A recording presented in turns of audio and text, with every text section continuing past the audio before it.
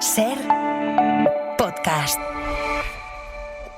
Papa, why do you play all the same old songs?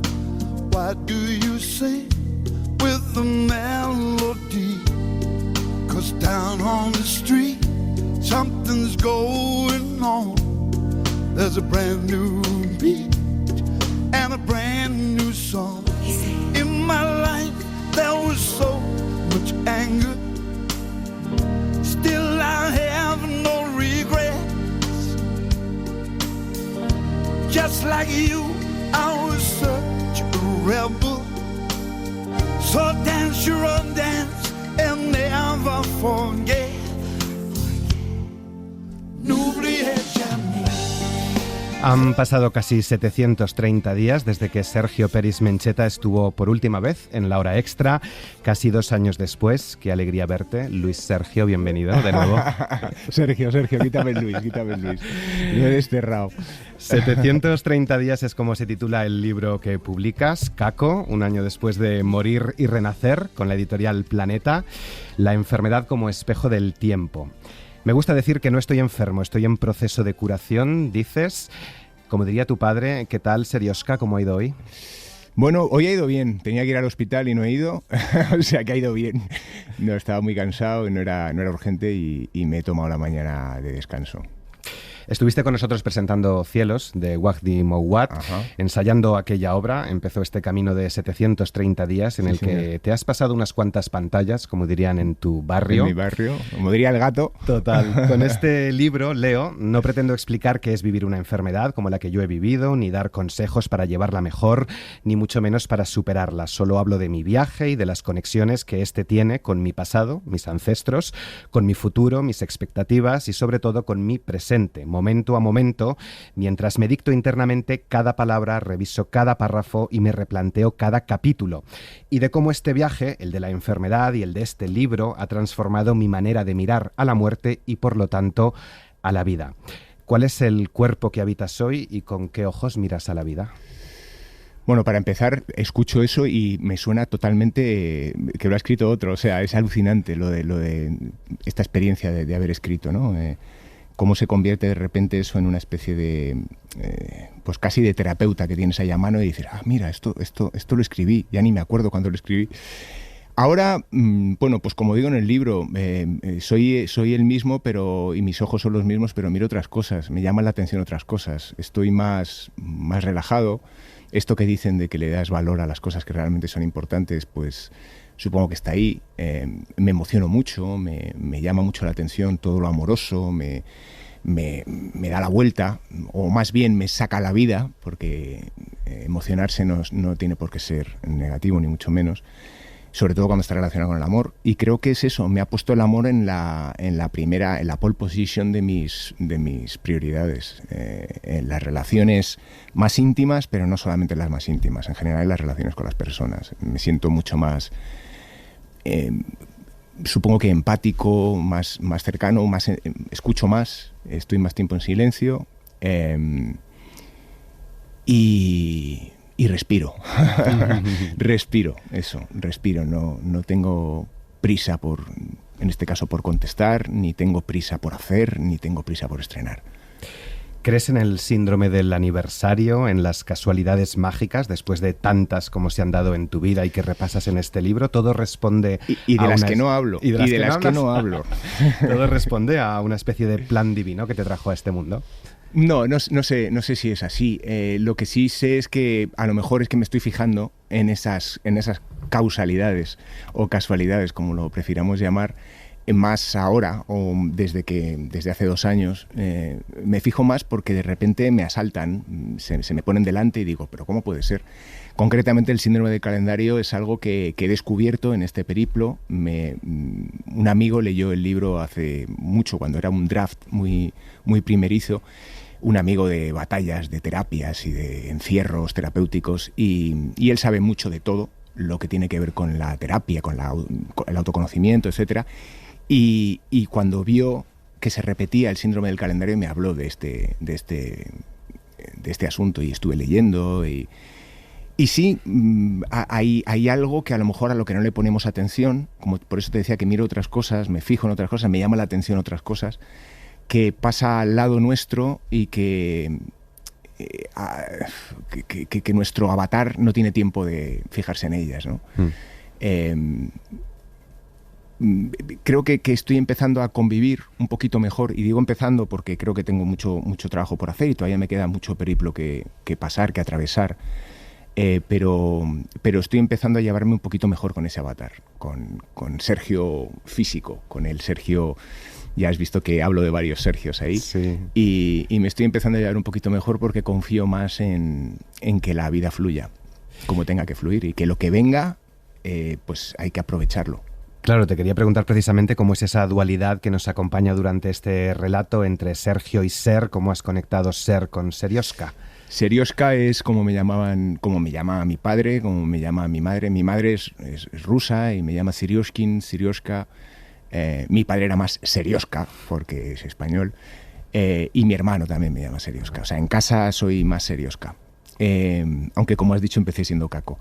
De repente se dio una circunstancia, y es que durante todo el proceso curativo, que me gusta llamarlo así, más que enfermedad, me encontré dirigiendo una obra de teatro a 9.000 kilómetros, y esto me pareció, en un momento de lucidez, me pareció algo heroico. O sea, me vi como diciendo, joder, ¿cómo puede ser que esté dirigiendo esta obra? Y entonces se me ocurrió documentarlo. Hablé con Andreu Buenafuente, le encantó la idea, y hemos dirigido Marta y yo un documental que se estrenará, espero, este año, sobre cómo el proceso curativo, cómo el proceso creativo ayuda al proceso curativo, ¿no? Cómo conectar con tu pasión de repente te coloca en otro lugar y te da la vida. El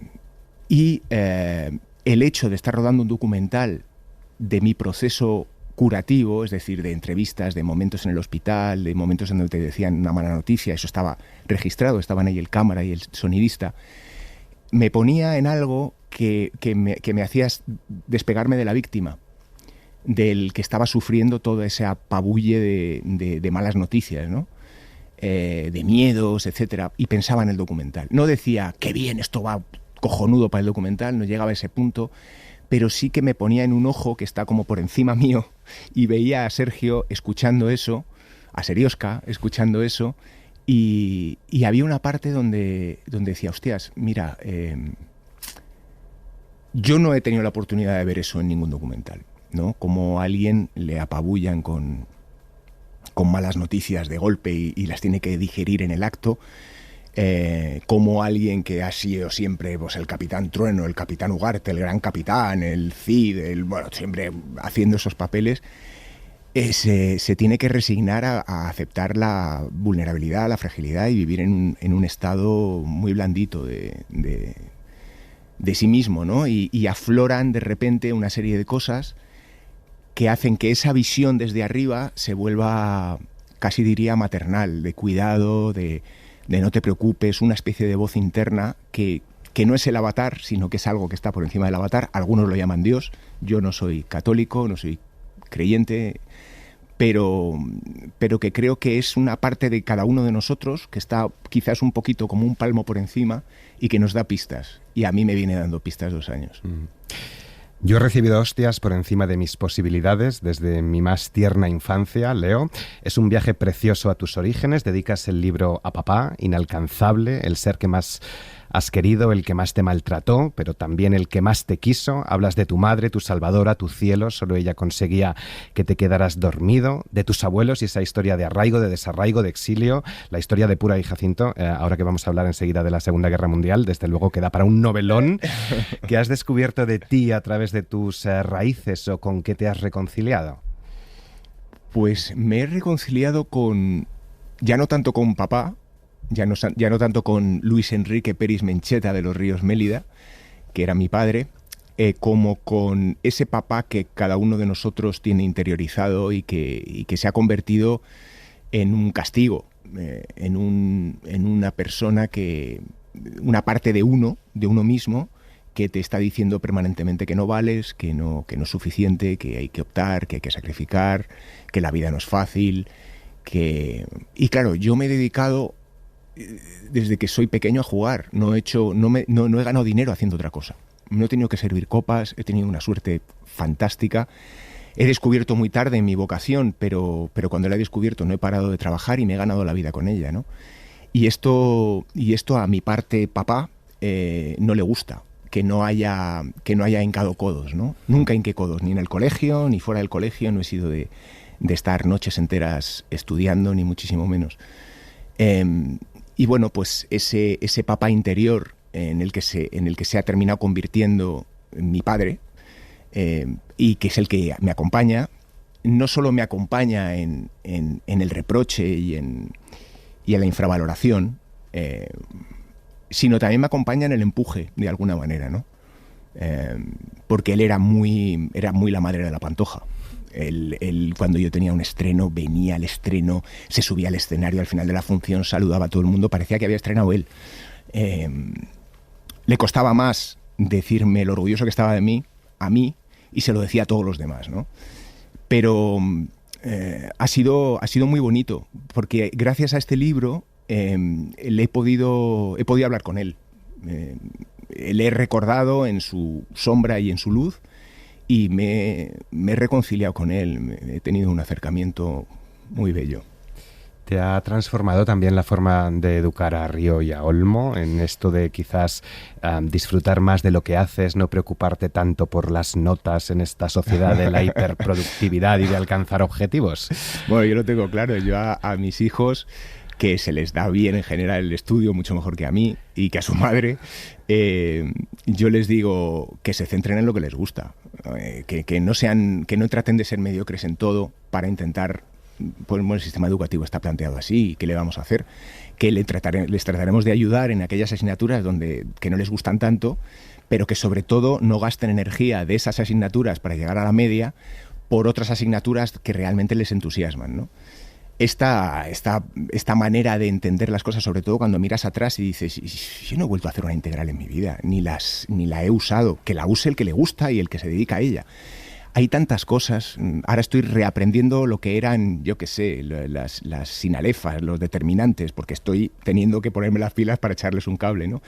Pero yo nunca más he utilizado esa terminología para nada, porque no soy profesor de lengua y literatura. Entonces, yo sí les hago ver que donde yo más disfrutaba en el colegio era haciendo teatro. No hacía teatro en clase, o sea, hacía el payaso en clase. No hacía teatro en el grupo de teatro del colegio, pero sí que trataba de llevar todos los trabajos que me encargaban a una cosa más teatral, sin saber que era mi vocación. No sabía que se podía uno ganar la vida con esto. Y entonces, bueno, ellos evidentemente son hijos de actores, los dos, y bueno, pues es lo que ven. Y les encanta ver a gente conocida que han visto en la tele hace 2 días, o en un cartel a Juan Diego Boto, en otro a Penélope Cruz, y es como, ¡joder, mira, Penélope! Sí. Entonces, bueno, pues de momento es lo que más les atrae, pero tienen madera. En el libro recoges las 7 necesidades básicas del ser humano. La primera es respirar, que la has mencionado. La segunda es el agua. La tercera, dormir. La cuarta, comer. La quinta necesidad básica es el refugio. Sexta y séptima, sentir conexión y la expresión, ¿no? Sí. Pero quiero detenerme en la quinta. ¿De qué hablamos cuando hablamos de refugio? Porque hay refugios y refugios, como del que vamos a hablar enseguida, el Solahütte en Auschwitz. Exactamente. Bueno, el refugio es ese lugar donde uno no solamente se siente a salvo, sino donde cree que puede medrar, donde cree que puede... No hace falta que sea una casa. Puede ser una isla desierta y tener que fabricarte tu propio refugio. A lo mejor dormir al raso en un lugar muy concreto donde sientes que es tu cueva, tu refugio, tu lugar para prosperar, vamos a decir, ¿no?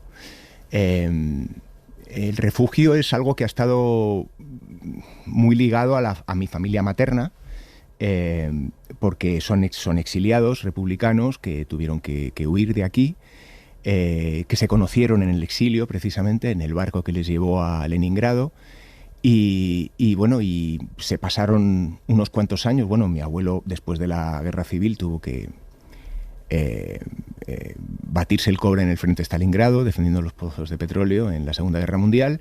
Sobrevivió a 2 guerras, aunque le hirieron y le pasaron muchísimas cosas súper interesantes que algún día contaremos, mi hermano y yo. Y luego fueron exiliados entre comillas, les mandaron a China, a plena revolución cultural de Mao, a fundar una radio, que era Radio Pekín, porque mi abuelo era la voz de Radio Pirenaica, que se fundó en Moscú. Luego acabó en Rumanía, pero empezó en Moscú. Y bueno, pues desde que salieron prácticamente en barco, Jacinto y Pura, que era el nombre de mis abuelos, estaban deseando volver a España. Mi abuelo a la Plaza de la Paja, que es su barrio, y mi abuela a Crevillente, que es su pueblo. Y ha habido siempre una relación muy fuerte por parte de mi madre, que es la que más tiempo ha estado con nosotros, en relación con la casa, con el hogar, con hacer refugio, con encontrar un lugar en el que habitar. Ella, que se ha pasado, pues ya no la mitad, menos de la mitad de su vida exiliada, que nació en Moscú, etcétera, etcétera. Así como mis tíos, todos tienen una relación con lo hogareño, con el crear hogar muy, muy, muy, muy potente. Recoges unas enseñanzas de Miguel Ruiz, escritor y orador motivacional mexicano, discípulo de Carlos Castaneda. Me ha interesado mucho la de las palabras y te quiero preguntar precisamente qué poder tienen las palabras, Sergio, porque en el texto teatral del que vamos a hablar ya, leo: ningún genocidio comienza con matanzas, todos los genocidios comienzan con palabras. Sí, yo creo que estamos aquí hablando de algo que tiene, bueno, al final siempre vamos al mismo lugar, a la educación, ¿no? Cómo nos educan. Estábamos hablando hace un momento de que el sistema está montado para que todos seamos mediocres en algo. Mediocres en el mejor de los sentidos, porque mediocre tiene una connotación peyorativa, pero cuando hablo de mediocres hablo de nivel medio, de que sepamos de todo un poco, ¿no? Y no todos estamos creados para saber de todo un poco, ¿no? No todos venimos a este mundo, venimos con una inercia y venimos con unas cualidades y unos intereses que se van descubriendo a lo largo de la adolescencia, sobre todo en la infancia y sobre todo en la adolescencia es donde afloran, y nos vemos muchas veces sujetos por el que el sistema nos dice no tienes que saber de todo porque luego hay que estudiar, etcétera, etcétera. Hay que hacer una carrera y bueno, y por lo menos que tengas todas las puertas abiertas. Me gustaría saber qué pasaría si tuviéramos la oportunidad de enfocar a cada niño desde joven en las cosas que realmente parece que le interesan, ¿no? Que muchas veces no tienen nada que ver con las matemáticas. Ahora me sorprende mucho cuando voy a ver a los tutores de Río y de Olmo, cuando tenemos reuniones con ellos, que la importancia que le dan a las matemáticas. Matemáticas va bien. Y es como que si va bien en matemáticas, todo lo demás está bien. Y por suerte van bien en matemáticas, pero yo no iba bien en matemáticas. Yo sufrí las matemáticas, ¿no? Y es que no era lo mío. ¿Qué vamos a hacerle? No tengo una mentalidad matemática. Trasladando esto a lo que tiene que ver con lo educativo, yo creo que la adolescencia es ese lugar tan frágil y tan difícil, donde se abren frente a nosotros tantos caminos a la vez y no sabemos ni siquiera quién somos, ni nos hemos identificado con nada, que o recurrimos a ser del Madrid, ser del Barça, o podemos caer en manos de la ultraderecha, del fascismo, de ideas que son a priori muy atractivas. Yo me recuerdo, esto no lo cuento en el libro, pero yo me recuerdo, yo vivía en Batán, entre Batán y Campamento. Ahora la estación de metro ahora se llama Casa de Campo. Yo no llegué a salir en esa estación porque la construyeron más tarde.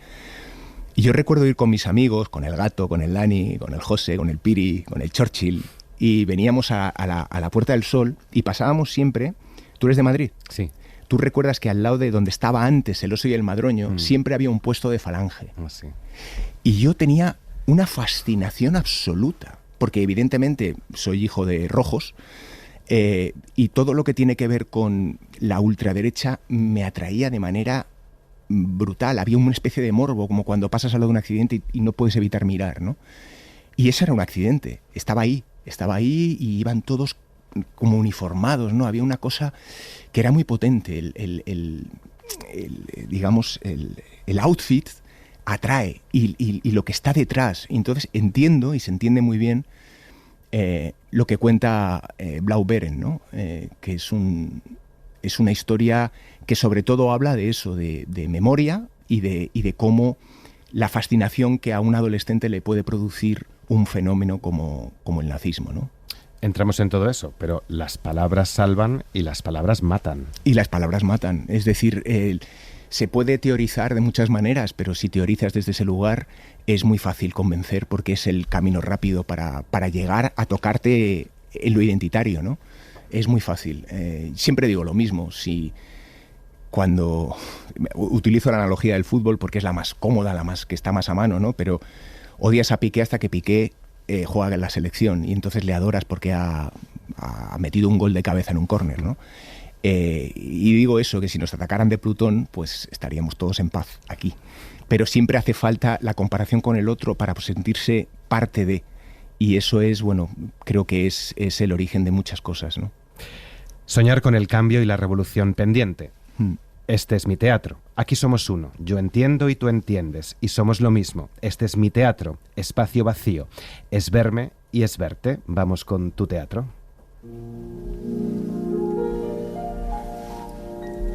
Bei der Kaserne vor dem großen Tor steht eine Laterne und steht sie noch davor. Da wollen wir uns wiedersehen. Bei der Laterne wollen wir stehen, wie einst Lili Marleen, wie einst Lili Marleen. Blaubeeren, arándanos en alemán, es un texto de Moisés Kaufmann y Amanda Gronich que has traducido y adaptado, una obra de teatro documental sobre el Holocausto. El origen de Blaubeeren es el hallazgo de un álbum de fotos nunca antes vistas de la Segunda Guerra Mundial y que fueron enviadas a Rebecca Eberling, la directora de archivos del Museo del Holocausto de los Estados Unidos. Las imágenes que vemos en la obra y en el texto que hemos leído son todas reales, fotografías que son como un personaje, llevan el peso de la narrativa, provocan respuestas emocionales en la audiencia, son una parte integral de la historia. ¿Cómo se trasladan estas imágenes a escena y cómo es esa relación entre los actores y las fotografías? Pues en efecto, el protagonista es un álbum de fotos, no es un personaje en concreto. Son muchos y son todo personajes que están retratados en esas fotos, ¿no? Cuando uno ve una foto, sobre todo una foto de época, a mí por lo menos me pasa que trato que lo más potente de la foto de época, sobre todo cuando es de algo tan increíble como estas fotos, ¿no? Que son miembros de las SS paseando por Auschwitz como si fuera un resort de vacaciones, en Solajute, como decías antes, en un spa, disfrutando del descanso merecido por el arduo trabajo que tenían en el campo de concentración, donde morían semanalmente miles de personas, ¿no? El mirar esas fotos a mí me lleva siempre a intentar completar la imagen, como hacer la película, ¿no? Habríamos tenido la posibilidad de hacerla ahora con la inteligencia artificial, animas una foto y la conviertes en un cortometraje, ¿no? Por supuesto, lo descartamos de salida porque precisamente el teatro está precisamente para que suceda en la cabeza del espectador y muchas veces es mucho más potente. No, muchas veces no, siempre es más potente lo que puede aportar la imaginación de cada uno, ¿no? Intentas completar no solamente lo que está fuera del marco, del cuadro de esa foto, ¿no? ¿Quién hizo la foto? Imaginas. ¿Quién estaba al lado? ¿Cuál era el paisaje que se veía detrás de esos caminantes por Auschwitz? Sino también qué pasó justo antes y qué pasó justo después de esa foto, ¿no? No puedes evitar imaginar. Es una obra en la que yo desde el principio me planteé que el espectador estuviera casi haciendo una labor detectivesca, exactamente igual que los protagonistas o que la protagonista, que es la tal Rebeca. Todos son personajes reales, no hay un solo personaje ficcionado, no hay concesiones, no hay risa. Es una obra que el corazón no se abre por la vía rápida, como en general en mi teatro, que siempre uso el humor a pesar de estar hablando de tragedia. En este caso no era posible, porque es teatro documento y habla realmente de lo que pasa, ¿no? ¿Cómo se traslada, por otro lado, desde el punto de vista técnico? Pues con mucha pasta en proyectores, en tratar de que la luz no se coma las imágenes, en hacer convivir esos dos mundos, ¿no? La imagen absolutamente congelada en el tiempo, y la vida que tratamos de darle a esas imágenes a través de la música, con música en directo, a través de algunos efectos de sonido, a través de las voces, de la encarnación de esos personajes por parte de los actores, etcétera, ¿no? Si empezamos por el principio, antes de meternos en el meollo, en los años 30, el desarrollo y producción en masa de las cámaras de foto compactas, las famosas Leica, lo cambió todo. La fotografía estaba disponible para todos y terminó convirtiéndose en el hobby nacional. Además, estas cámaras se hicieron extremadamente populares debido a otro factor, la búsqueda de la felicidad. Con Alemania emergiendo de una devastadora depresión nacional, millones de personas podían asumir y disfrutar de un nuevo hobby. Un siglo después, Sergio, las redes sociales se han convertido en un escaparate donde aparentamos ser felices cuando vivimos quizá en otra devastadora depresión mundial. Es absolutamente cíclico, además se cumplen justo 100 años. Casi 100 años, todavía no se cumplen los 100 años de la Belle Époque, pero sí del inicio de esa Belle Époque, ¿no? Sí, ese momento en el que supongo que también estamos heredando, no de una manera tan inmediata como lo fue en aquella época, que estaban recién salidos de la Primera Guerra Mundial, ¿no? Pero sí estamos heredando algo que tiene que ver con todas las guerras del mundo, ¿no? No suceden en Europa. Bueno, ahora ya sí suceden en Europa, pero no han estado sucediendo en Europa. Siempre estaban lejos, siempre eran ficción, y ahora ya las tenemos encima, ¿no? Y tenemos otra vez, estamos volviendo al lugar que vivieron nuestros abuelos, ¿no? Que sufrieron nuestros abuelos, a una especie a un terror instaurado que nos hace colocarnos en quién no somos nosotros. Nos hemos olvidado. Pero también nos hemos olvidado porque hemos vivido una muy buena infancia, por lo menos los de mi quinta, una muy buena adolescencia, muy lejos de todos estos desmanes de una pandemia, de todo lo que nos ha venido pasando en los últimos años. Y nos parece como que estamos en un embudo, ¿no? que nos va coartando cada vez más, no solo las libertades, sino también la expresión amorosa, el poder estar con el otro. Yo soy de los que piensan, a pesar de todo, que cuanto más hay de una cosa, más compensa por naturaleza la vida, ¿no? Y sí que siento que también hay un acercamiento, a pesar de las redes y de la superficialidad a la que nos lleva el like. También eso se compensa con que precisamente enseguida vemos la enfermedad que esto genera, ¿no? Y una especie de contrapeso se produce al instante, ¿no? Probablemente Trump está ahí para generar un contrapeso y nosotros estamos en el otro lado de la balanza haciendo todo el peso que podemos cada vez más para tratar de contrarrestar, para tratar de darle voz pues a todos los, como decía antes, desmanes, por decirlo de una manera suave, que está viviendo nuestra generación, ¿no? Uh-huh. Estas fotografías, además de ser importantes por ejemplo, ver a Josef Mengele por primera vez en Auschwitz, muestran a los nazis, lo decías, en ese Hütte Solletal, en ese refugio construido allí, muestran sus rutinas, sus hábitos, su tiempo libre, imágenes de gente normal disfrutando relajadamente o celebrando, desde un cajero a un simple burócrata, un experto repostero, un contable, oficios triviales de personas que se acabaron convirtiendo en asesinos. La frontera entre el bien y el mal puede discurrir en nuestro interior sin que nos percatemos de ella. Lo espeluznante del asunto, Leo, es que no solo eran gángsters y matones, sino gente decente e inteligente quien hizo aquello. ¿Cuál es la reflexión aquí sobre la banalidad del mal que nos dice de estas personas que podríamos ser cualquiera de nosotros que se quitaban la responsabilidad de encima? Sí, este es el quid de la cuestión y es lo que Moisés y Amanda para lo que está escrita la obra, básicamente. Para que nos reconozcamos, para que no hablemos de monstruos. Es que es un monstruo. Bueno, pero es que ese monstruo podría haber sido yo. Son gente normal. Las Helferinnen, de las que se habla en la obra en un momento dado, que son unas jóvenes que eran telegrafistas, sabían todo. Sabían todo lo que estaba pasando. Pero lo que estaba pasando ellas consideraban que era necesario, porque era peligroso para ellas, era peligroso para la Alemania de aquellos años, ¿no? Había que matar a todos los judíos, porque eran peligrosos, porque se iban a hacer con el mundo, etcétera, etcétera, porque el Führer así lo decía, y el Führer era un tipo con mucho carisma, con mucha personalidad, absolutamente envuelto en ese culto a la personalidad como otros grandes dictadores, ¿no? Yo creo que la obra de teatro es perfectamente complementaria con la película que ganó el Oscar a Mejor Película Extranjera el año pasado, con Zona de Interés. Está hecha después de que se escribiera la obra, por lo menos después de que estuviera estrenada la obra.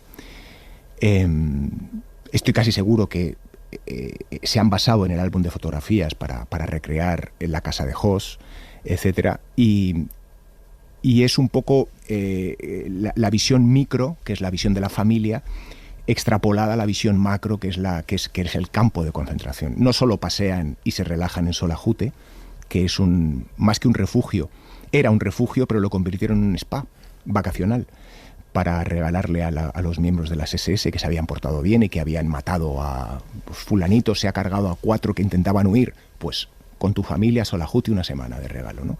Un poco 1, 2, 3. Un apartamento en Torrevieja. Así es como, digamos, por lo menos en Auschwitz premiaban a los cuadros, y no solo a los cuadros, incluso a los vigías, precisamente, que mataban a estos que trataban de huir, ¿no? Es que se les ve paseando por el campo de concentración, absolutamente relajados, visitando los crematorios, visitando las cámaras de gas, y es muy, muy potente ver cómo nuestra generación descubre eso en 2009, cuando se publica el álbum de fotografías en el New York Times, y empiezan a reconocer a sus abuelos, y empiezan a reconocer a sus antepasados, a sus ancestros, y desconocían absolutamente esto, porque estaba tapado. Y ese es un viaje maravilloso, es un viaje muy potente, es un viaje que también reflejo yo en el libro, ¿no? Cuando hablo de mi abuelo Jacinto, que decía, el héroe de la familia, pero para sobrevivir a 2 guerras, ¿a cuánta gente tuvo que matar también, ¿no? Defendiendo lo que fuere, ha tenido que matar gente. Entonces, bueno, eso nos hace, yo creo que obras como esta, por lo que a mí me interesan es porque nos completa, porque estar permanentemente, porque estamos precisamente por las redes rodeados de nuestra opinión. Es muy difícil. Cuesta un rato seguir a Abascal. Venga, voy a seguirle, a ver qué dice. No para estar convencido, sino para saber qué dice, sencillamente, para tener un punto de vista. Tratamos siempre, como decía antes, de reubicarnos en nuestra identidad y refortalecerla, y al final parece que el mundo gira en torno a lo que nosotros pensamos. Y en cuanto sales un poco del huevo, viajas, te das cuenta de que no, de que ahí está el peligro, o cuando lees te das cuenta de que tienes que tener mucho cuidado con tanta identidad, con ser del Madrid y ya está. Claro, ahí quiero profundizar un poco, y ya que has mencionado las Helferinnen, lo voy a explicar, porque precisamente hace unos días nos visitaba en Madrid Isabel Allende, una novela que ha publicado, histórica, sobre la guerra, y en ella subraya el papel silenciado siempre a lo largo de la historia que tuvieron las mujeres en los conflictos bélicos, pero claro, el papel de salvadoras. Y aquí, en cambio, existía cierto shock puritano en que las mujeres estuvieran involucradas en algo así, en que fueran parte de la maquinaria de Auschwitz. Y hay un apartado, lo decías, dedicado a estas expertas en comunicación, mujeres que precisamente salen en una foto disfrutando de esos arándanos, mujeres que desde niñas habían sido miembro de las Bund Deutscher Mädel, la división femenina de las juventudes hitlerianas, podían ingresar desde los 10 años, una edad en la que aún no tienes desarrollada la personalidad, una edad en la que es maravilloso ser parte de un movimiento tan grande, ¿no?, de gente pensando, sintiendo, haciendo lo mismo. A esa edad, Leo, uno siente que no se le tiene en cuenta en los asuntos importantes. No sé si es precisamente por eso por lo que tantos jóvenes hoy sienten fascinación por la extrema derecha, atraídos por estos partidos. Creo que sí, no solamente los jóvenes, evidentemente, no es solo los jóvenes, es que el discurso, es que las palabras que salen de esas bocas es el camino rápido para encontrar una solución, aparentemente, ¿no? Esto se hace muy fácil, se hace así. Pues se pone una valla todavía más alta, se ponen concertinas, y si hace falta, en un momento dado, se pegan tiros y ya está. Lo importante es que no entren. Y que no me quiten lo mío, sobre todo, ¿no? Que no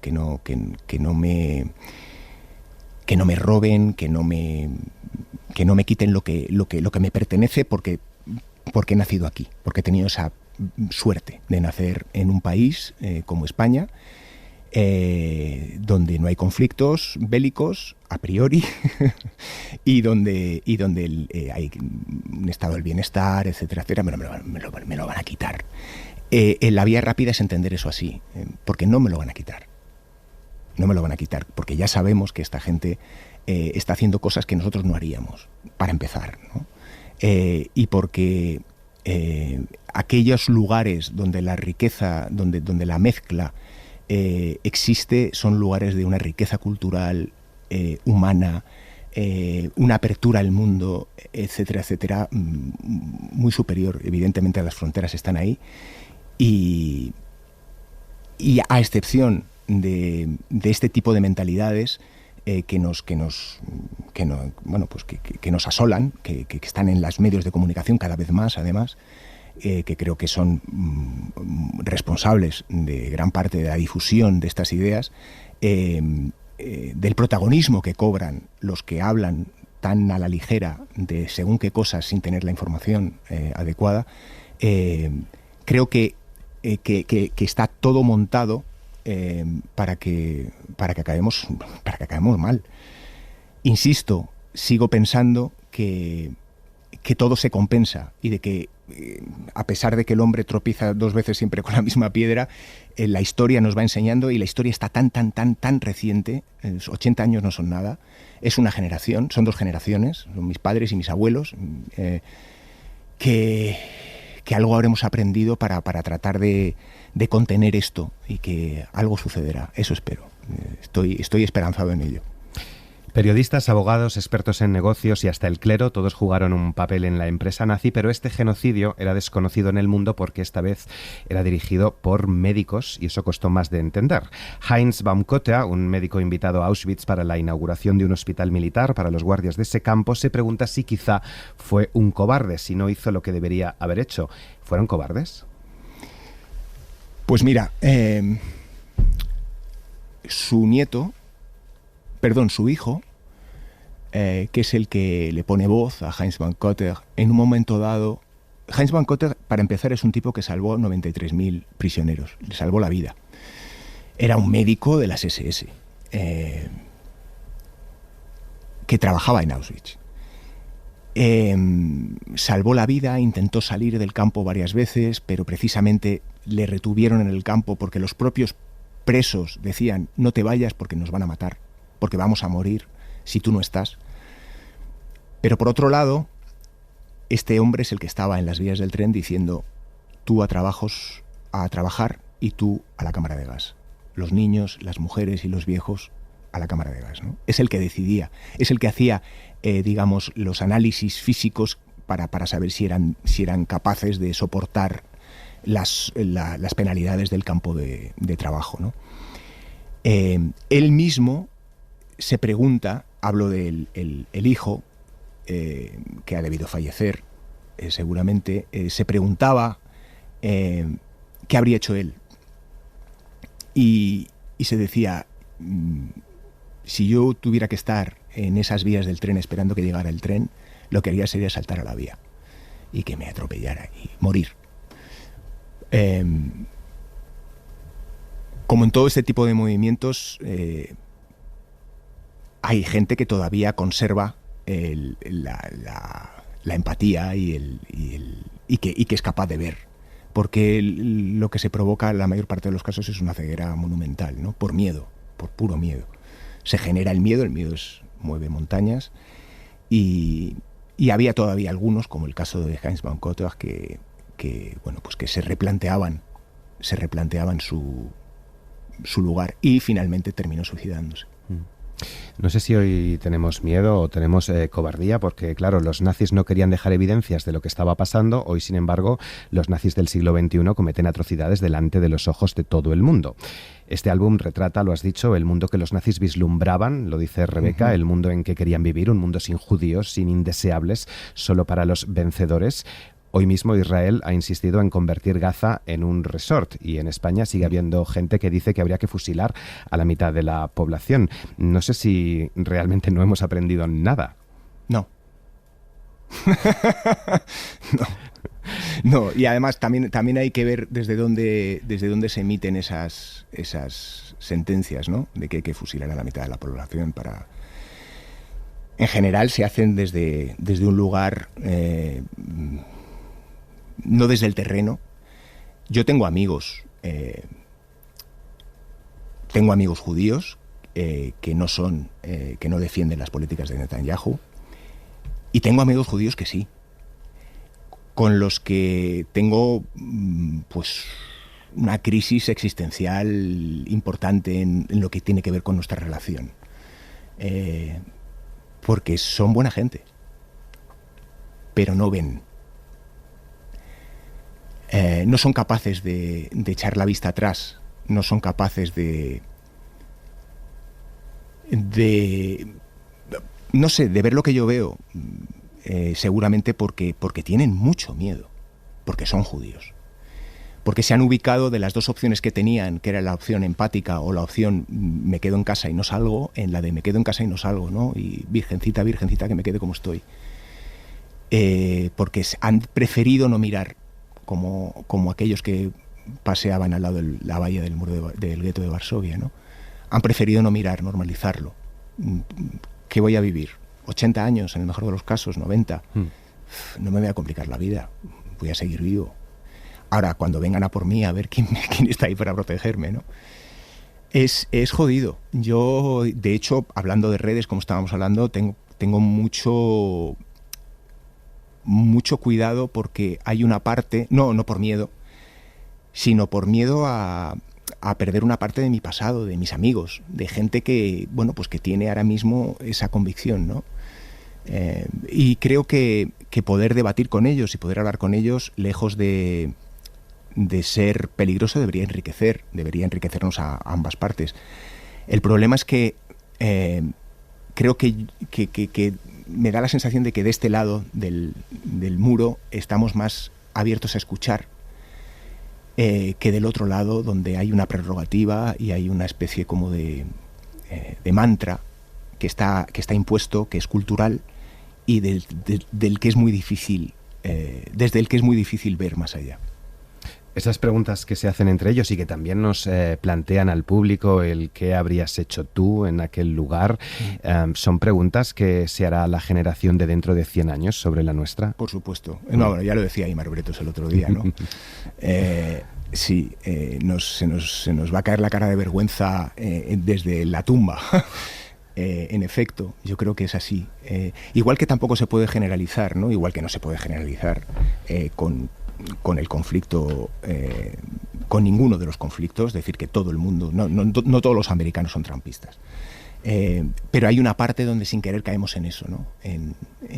Es que los de vuestra generación, bueno, los de nuestra generación también se partieron la cara.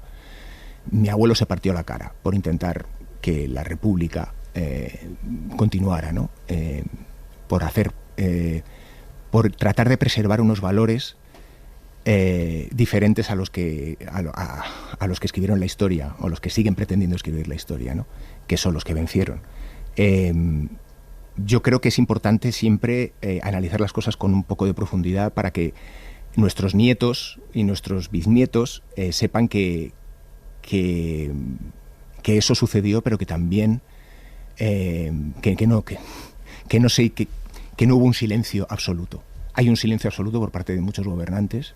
Por suerte, somos un país que puede estar orgulloso de que ha dejado de haber ese silencio, tarde y mal, pero ha dejado de haberlo. Nunca está mal que finalmente se consiga esto, pero evidentemente no podemos estar orgullosos. En Europa no podemos estar orgullosos. Un par de preguntas para terminar.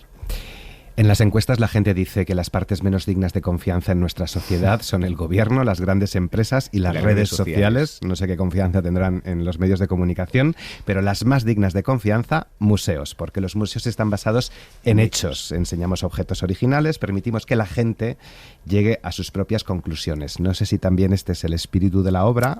Solo puede ser ese el espíritu de la obra, porque no es una obra que tome partido.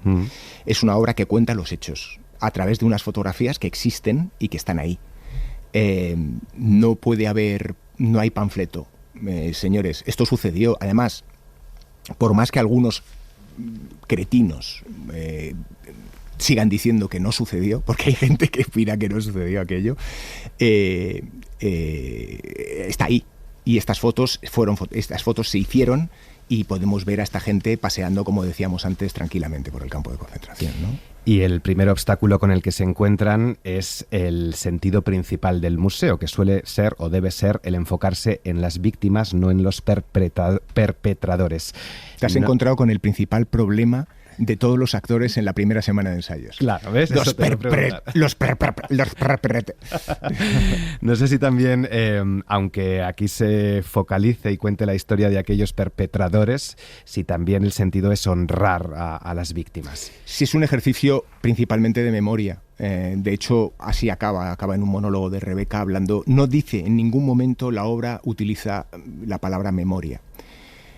Si es en algún momento no relacionado a la memoria, a lo que llamamos memoria histórica. Ella habla de cajas, donde almacenamos cosas, y hay muchas veces que hay cosas que decidimos, como digo, almacenar y dejar en el olvido, ¿no? Es una obra que se centra en eso, en una vez más, en mi caso, porque no es la primera vez que toco este tema, en las obras de teatro que dirijo, en esos miles de desaparecidos en cunetas que nos tocan tan de cerca a algunos y tan de lejos a otros. Última pregunta. Leo en tu libro 730 días, dirijo mis obras de teatro con gente a la que quiero y que me quiere. Háblanos de estos actores maravillosos con los que has querido trabajar. Sí, yo prefiero la amistad al talento. No estoy diciendo que mis amigos no sean talentosos, pero prefiero trabajar rodeado de amigos, eso sin lugar a dudas. Eso no significa que vaya intentando ampliar mi grupo de amigos y haga algo que no veo muy a menudo en teatro, que castings, audiciones a gente joven, gente nueva, que trata de conocer nuevos amigos, pero yo los llamo casi más amigos que elenco. Pues bueno, son 8, todos son músicos. Quizás Paloma Porcel es la única que no era músico, pero como el proyecto lleva 2 años, ha intentado aprender a tocar el ukelele y la armónica, y de hecho ahí se maneja. Es María Pascual hace Rebeca, con María he coincidido ya en 2 montajes, estoy absolutamente fascinado con su buen hacer encima de las tablas, y además es músico, en este caso toca muy poco, porque es la protagonista, es Rebeca. Está Víctor Clavijo, mi hermanito, con el que también he trabajado ya en varios montajes.